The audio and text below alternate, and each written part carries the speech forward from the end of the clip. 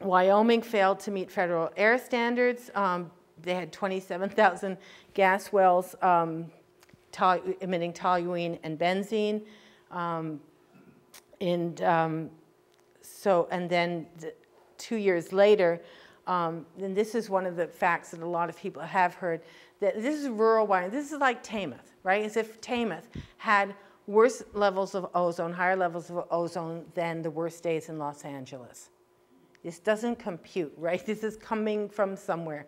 So, and ozone, we'll talk about some of the ozone risks. That's documented, that you can check that one out. And ground level ozone is linked to a lot of respiratory issues, including asthma exacerbations, which really means asthma attacks. So, which I should have changed. But anyway, the smog pollution, and smog is a combination of ozone and nitrous oxide, I think. I always forget. So smog pollution is associated with these same areas, and the smog pollution can travel up to 200 miles from a gas production area, which is a very good point to make to people in Fredericton or St. John who think that this is only about rural communities. It's not. It's about everybody's health. Not to mention where the water pollution, I mean, rivers, lakes, and oceans are connected. So everything's connected, right? So smog is associated with lung and heart damage. Okay, trucks, and don't ask me why the S is down there. But anyway, you know, we're all imperfect. So now I found this an astounding figure. I was working with a figure of 1,000. And when I read this, I first thought I really shouldn't put it in. But it's the only figure that comes from a very reliable source. It comes from a New York government agency, and it was in the New York assessment, environmental assessment of shale gas. So I have to accept it as true. So 2,400 industrial truck trips. These are the big 18-wheelers per well per frac. Okay, so that means the water that's coming, it means the sand that's coming, it means the water that's being taken away, it means the sand that's being taken away, it means the wastewater that's, well, the water is the wastewater that's being taken away, it means bringing the equipment in, it means taking the equipment out, I mean, it's all those, but that's a lot of trucks. It's a lot of trucks, and it's a lot of diesel emissions. So what we know in general is that increases in airborne particulates, and that diesel emissions are particulate matter they're linked to respiratory illness, wheezing in infants, cardiovascular events, that means potentially heart or stroke, premature death. This is an established understanding that for respiratory issues, diesel is a real problem.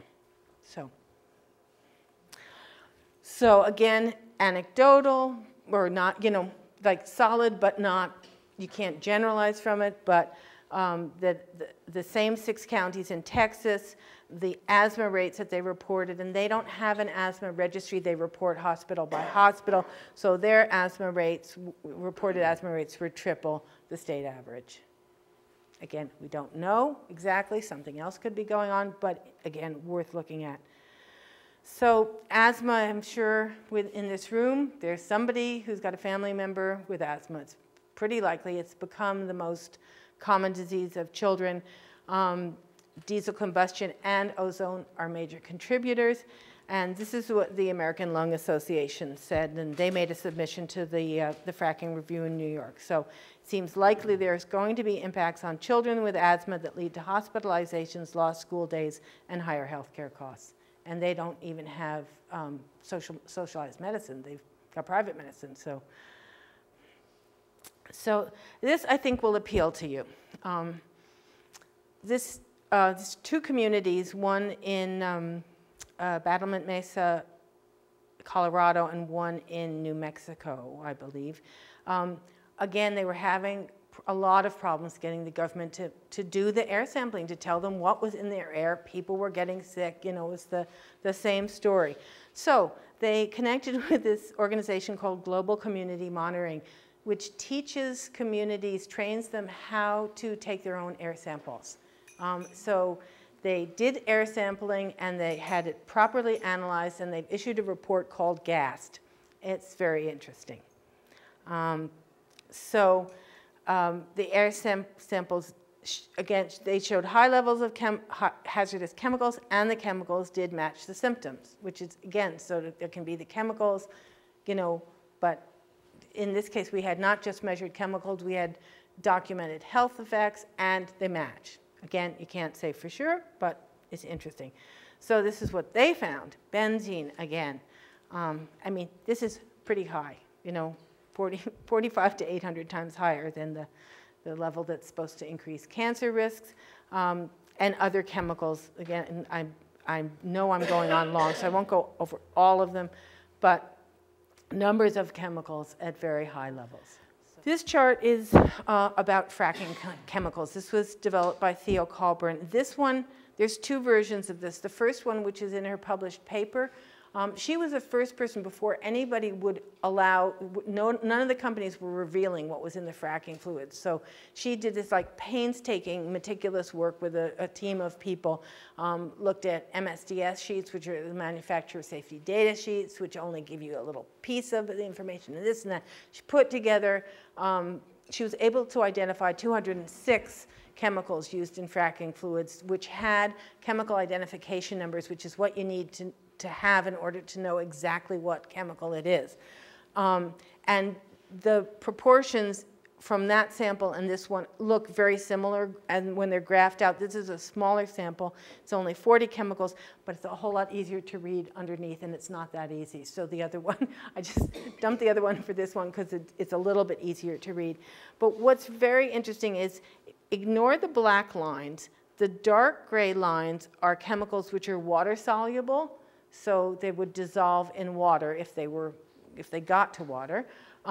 The lightest bar are ones which are volatile, which means they dissolve, not dissolve, but they become part of air. So they're the ones, the lightest line are the ones you're going to find in the air you breathe. The middle one is the one that if it gets into water, it's going to dissolve and spread in water. So what's interesting is that more of the fracking chemicals are volatile, are going to be in air, than even are likely to be in water, which is just another way of understanding how important the air pollution is. And this is just the fracking fluids. Okay? Can you read some of the things on the bottom? Okay, there? so it's skin, eye, and sensory organ is the first one. The second is respiratory. So almost, and what you have to remember is a lot of these chemicals have more than one health effect. Some of them have as many as 10 health effects. Look, one chemical doesn't just do one thing. So it can do several things. It can be, I don't know, I'm just making this up, but a carcinogen and an endocrine disruptor. Or, it can lead to respiratory problems and increase the risk of heart and stroke, heart attacks or strokes. So skin, eye, and sensory organs. So that would be itchy skin, burning eyes, the eye irritation. That was some of the things that people reported a lot in gas-producing areas. The second was respiratory. So, shortness of breath, wheezing, gastrointestinal and liver, brain and nervous system. So that's all your central nervous. That's the brain, the memory, the confusion, the dizziness, the, sort of a whole bunch of systems. And other cardiovascular and blood, so there's your heart and stroke, or blood disorders, ecological immune system, kidney, developmental, and I don't know exactly the difference between developmental and endocrine disruptors, but there's your endocrine disruptors at above 40%, and we're going to get, I think we got to that, we already did that, yeah. Mutagens, which changes your genes, cancers, and reproductive toxins. So that could be infertility, it could be low sperm count, it could be increased risk of miscarriages. So, I mean, it's a lot of different effects and a lot of, quite serious effects. That's not to say every exposure is going to lead to all those effects or even any of them, but in terms of potential health effects, we're looking at something that is, definitely an issue.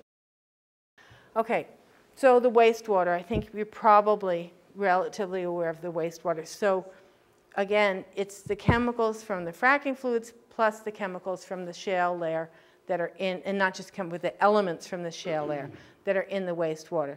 So we have benzene from the shale layer. We have radioactive elements. Those differ in different areas, like depending on what's in the geology of your area. In Nova Scotia, we know in the Kennetcook area, we have documentation that there are at least 6 radioactive elements, 3 thoriums and 3 radiums, including radium-226. And some have very short lives, so once they're released to air, they may kind of be gone in 2 or 3 days, some even 2 or 3 hours. Radium-226, which has been found in New York and Nova Scotia and other places, has a half-life of 1,600 years. So that one doesn't disappear quickly. There's heavy metals, there's arsenic, lead, different heavy metals, again, in different areas. Uranium, back to the radioactive uranium, of course, is an issue in this part of the world, right? A lot of us have uranium, in some of the water already, and highly corrosive salts. So there's a lot of different toxic substances that are in the wastewater, which creates a whole pile of problems. So how could we be exposed to them? They're sitting in wastewater pits. Now, I know that the government's recommendation says there aren't going to be wastewater pits. Quite honestly, I'm skeptical. I think that's very unlikely to happen. It hasn't happened anywhere. It would be very costly, and I just, I would not believe that issue is settled. These are very tentative. These are tentative proposals. They're not even written out yet, and I don't think the industry would agree to do it, quite frankly. So just from the record from other places that, what they have, what happened in Nova Scotia with the wastewater is that the company said, we want to inject it underground using the injection wells. The Nova Scotia government said no, to their credit. And this went on for 3 years, where it continued to sit in open ponds.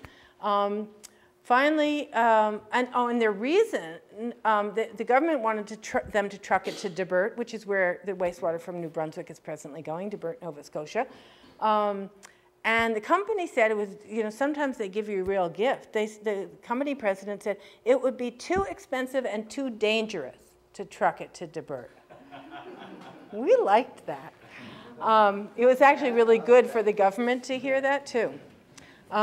So they wanted to inject it underground, but they didn't.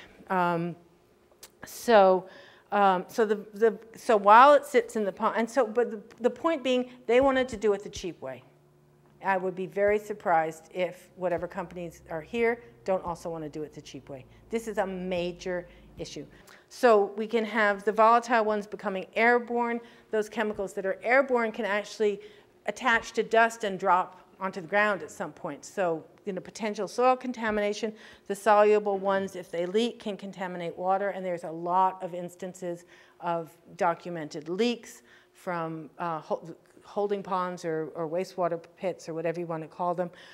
The radioactive elements, some of them are volatile, some of them are soluble, so they could be exposed in either way. Also, the mud that's brought up is radioactive because it's coming from the shale layer as well. They're usually left in open pits for years. The solution of the companies is of the pits, so the wastewater, they might want to bury it. The mud, well, I'm getting ahead of myself because really now I'm talking about wastewater, waste mud, and waste sand. So, but I think that's the next slide. So every wastewater pit, according to Theo Colburn, is what's called in the States a Superfund Site, or it's essentially a potential hazardous waste site. The kinds of chemicals that have been found in the fracking pits are the same chemicals that are on the US Superfund list that require specialized cleanup. We don't have a Superfund team, an EPA Superfund team that can come in and either do water quality testing or can clean up sites. We don't have that. Nova Scotia, we've still got the tar ponds, however many years later. So this is the volume we're talking about. Like, this is one well pad area. And I mean, look at the size of the, of the wastewater ponds. This is a huge amount of water. It is not easily gotten rid of. Another thing they do with these ponds is they use misters. So they try to evaporate the water so that there's less of it to be dealt with. But when they evaporate it, what happens to the volatile chemicals? They just go more into the air. You know, nothing goes nowhere. Everything goes somewhere. So all these toxins that we're bringing out have to go somewhere. And that somewhere is our environment, one way or another. So it's a little repetitive. Okay, so they can be in the evaporation pits. They can go to the treatment centers, but where they're treated and released. Unfortunately, these treatment centers can't remove the radioactive materials.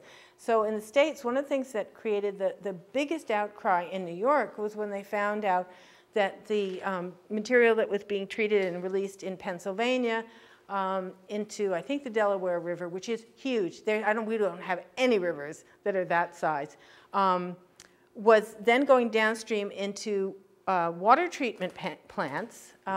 And it was knocking out the water treatment plants because the toxins that were being released were killing off the bacteria in the water treatment plants. And so the water treatment plants weren't actually treating water properly. So that was one of the issues. So this is how some of the big urban centers got so riled up about fracking.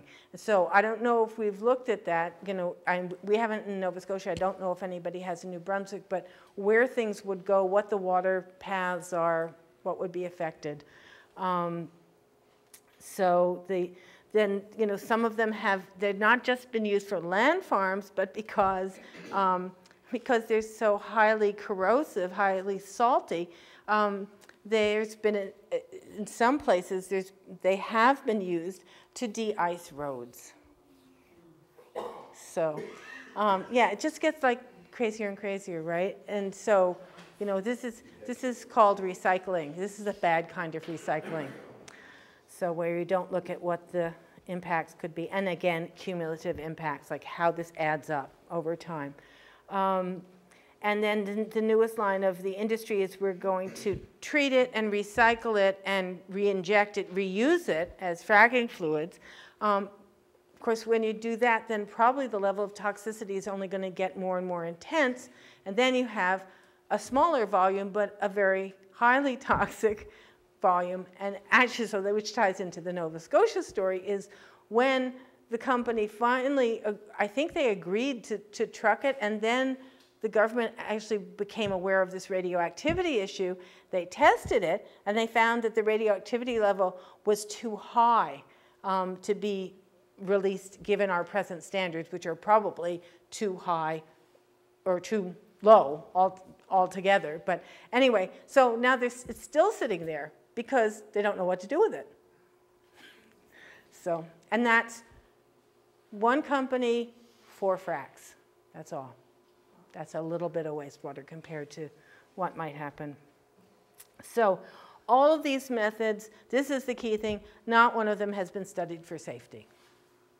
Not one. And I haven't read all the recommendations from this government, but in New York, when they did this lengthy environmental assessment, which has been going on for 4 years now, they just left out the wastewater issue. It's just missing because there is no answer. So, and so, you know, I think that your premier has talked about treating it, but, you know, what do you treat it for and what happens to it and what happens to all the pieces? Then there's also tons and tons of waste sand, because the sand that's being used, which is then radioactive and toxic, and waste mud, all having the same problems. So it's the immense, immense, immense wastewater problem. And it's not just a quote-unquote environmental problem, it's obviously a health problem because exposure to these things have health effects wherever and however.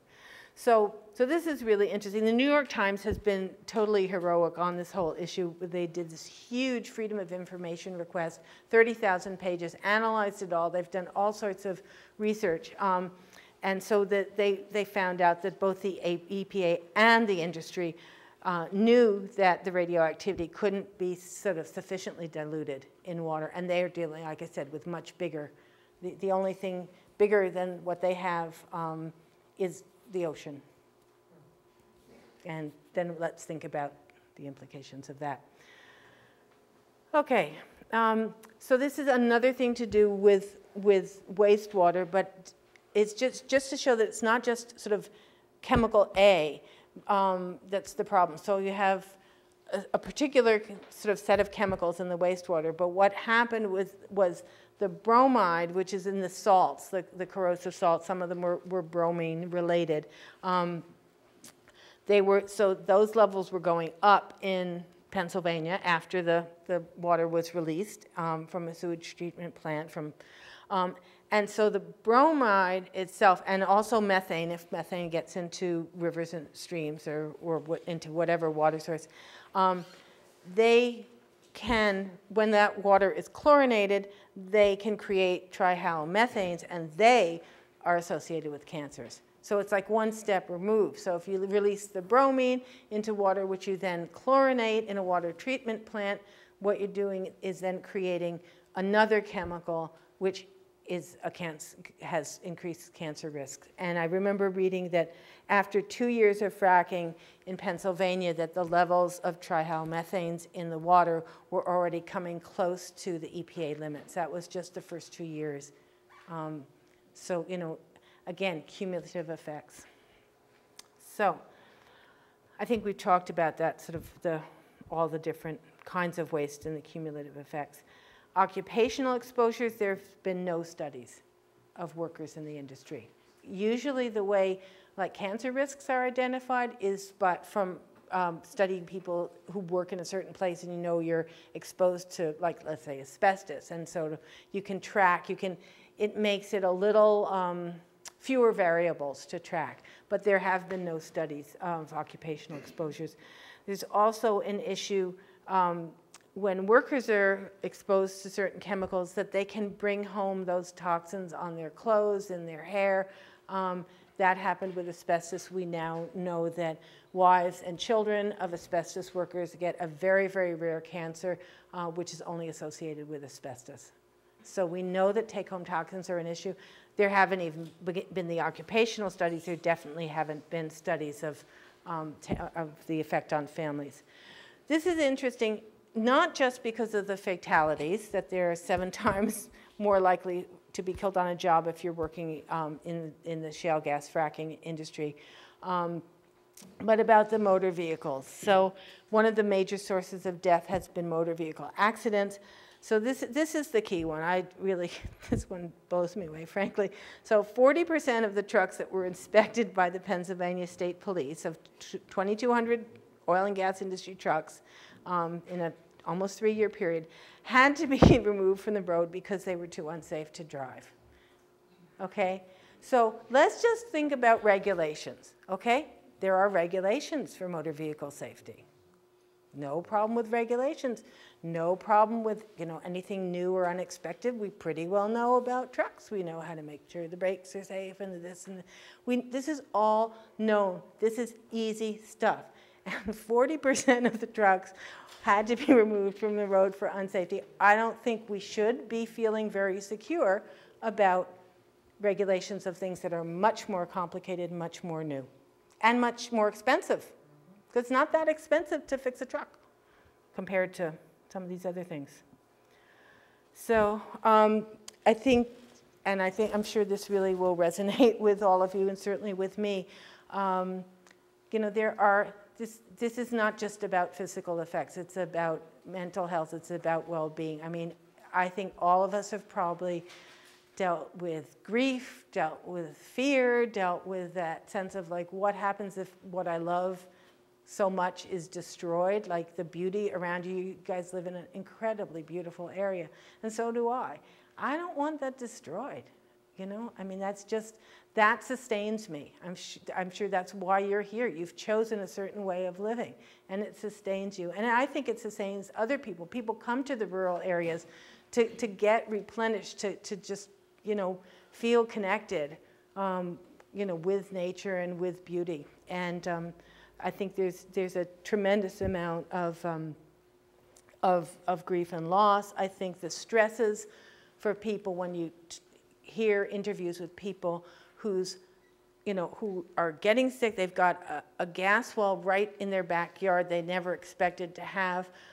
They can't go outside. Their kids are sick. They're sick. They can't sell the property. Most of what we own is usually tied up in property. If we do own our own homes, that's the biggest investment most people have.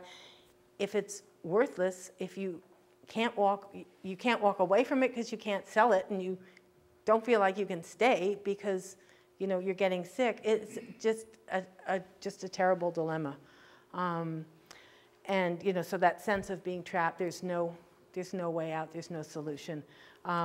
Noise pollution, which is defined by the World Health Organization as not just an environmental nuisance, but a threat to public health. Light pollution, sleep disruption, all of those things. And increases in crime and drug use, which we're just there's beginning to be evidence in shale gas areas, but there are studies that say that in areas where there's rapid industrialization of rural areas, there's an increase in crime and violent crime, not just crime. So interestingly, not crime in general, violent crime. Other crime rates don't go up.